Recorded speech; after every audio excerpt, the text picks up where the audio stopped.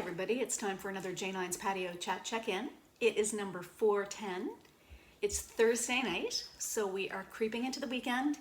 Just one more day of the work week for those of us that work, I was going to say 9 to 5, but 8 to 4 for me now.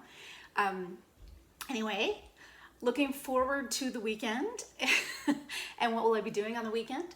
I'm hoping to do some purging because I don't think the weather is supposed to be great. And I got my COVID test today. I think I had mentioned that, maybe I didn't. I think I did though.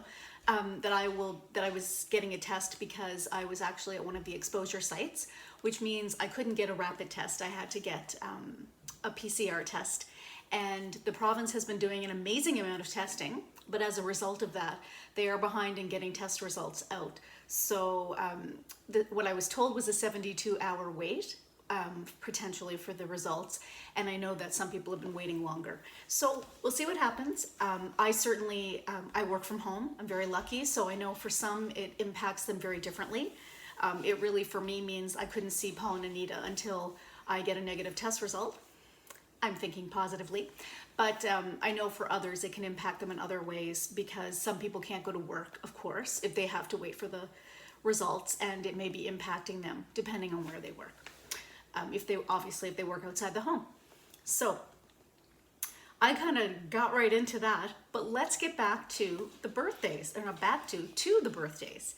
Today is Jane's birthday, and that is my friend MJ's mom. So I hope that Jane had a great birthday. It's Chris Larad's birthday. I haven't seen Chris for a long time. Christopher. I'm seeing him now as Chris. It seems funny because I know him as Christopher. And that is my friend Carol Ann and Tom's son, and Tessa's brother. And he's a sweetie. And I still remember when he invited me for a sleepover when his parents were driving me home for Easter. It was lovely. Anyway, I hope, Chris, that you had a good birthday. It's Terry Allen's birthday, and he has joined us in the 40s Club. So Terry, congratulations for turning 40 today. I'm sure you're having a wonderful birthday. I know that your girls are no doubt doing something for you. So I hope you had a great day. It's Dave McKnight's birthday, and Dave is I was going to say Dave was in Ontario. I don't know where that came from. Dave is in New Brunswick. So Dave, I hope you're having a good birthday. It's Ashley's birthday. Ashley, I hope you're having a great birthday. Her husband Jason had a birthday just a few days ago. So they're all about the birthdays in that household. So I know Ashley's having a great day. It's Robin's birthday, and Robin is back in Sydney. So Robin, I hope you had a great day. I see that you had a great cake. And it's Jenny Bootler's birthday. And my goodness, Jenny, I don't know the last time I saw you. I still call you Jenny because that's how I remember you. Jenny was in Prime Brook. She was not a year behind me. She was a few years behind me in school. This is terrible. I'm trying to remember now. Ooh, my memory is not as good as it used to be. Jenny was my brother's age, actually, Bryce's age. Anyway, so I hope that you had a great birthday as well. So today was National Dance Day, and it's also the 20th birthday of Zumba. My friend Leanne, who does Zumba, posted a wonderful video doing Zumba, and I really had hoped to join her Zumba class last night, and I didn't get a chance. I got caught up with other things.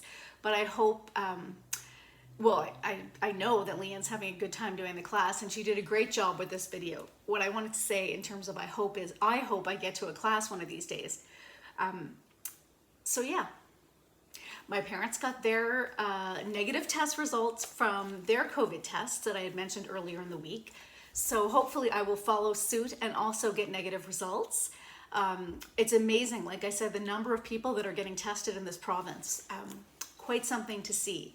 So hopefully people are continuing to follow, all the other public health guidelines, and we will hopefully see the end of the lockdown in the 2-week provincial lockdown period.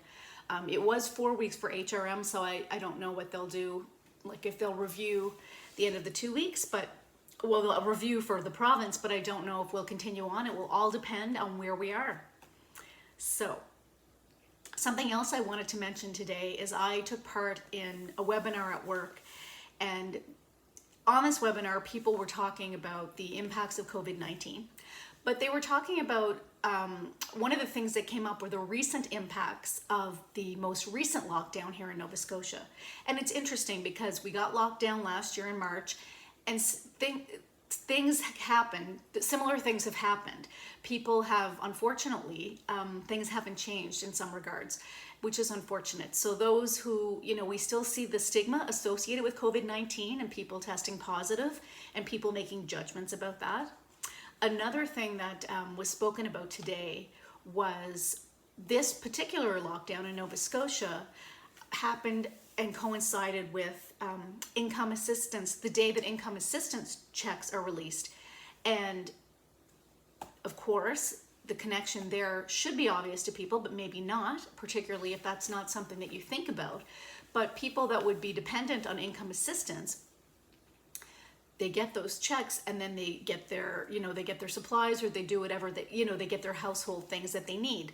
But when the lockdown happened on the same day, so we were in lockdown. It was the first day of lockdown when they would have received the check. Whereas most of us, those of us living in privilege or that were able to, could stock up on things a few days earlier because we had the ability to do that. And the other story that was shared that was horrible to hear, but unfortunately not the first time I've heard a story like this. But just the other day, apparently this happened, where there was a woman who was shopping with her children, and there were actually photos of somebody with their children, and people saying, like, how dare this person, like, why are they taking their children to the store? What is wrong with them? This is ridiculous. Why can't they follow public health guidelines? Well, maybe this person doesn't have anyone else to take care of their children. And we've talked about this before. We talked about it last year. It's really disheartening to hear that that's still happening, and the amount of online bullying that happens related to COVID-19. And so I just want to remind people again, when you see somebody out somewhere and you're thinking, what the heck is this? Well, there may be a story to that. So I know that we all get frustrated when people are not following public health guidelines, and I think that's fine. But it's also appropriate to maybe take a minute and think about, particularly if you see somebody with multiple children in a store, that there may be a reason that they have their children with them. It may not be that they're just trying to be a jerk and they're not trying to follow public health guidelines. That is my advice to you.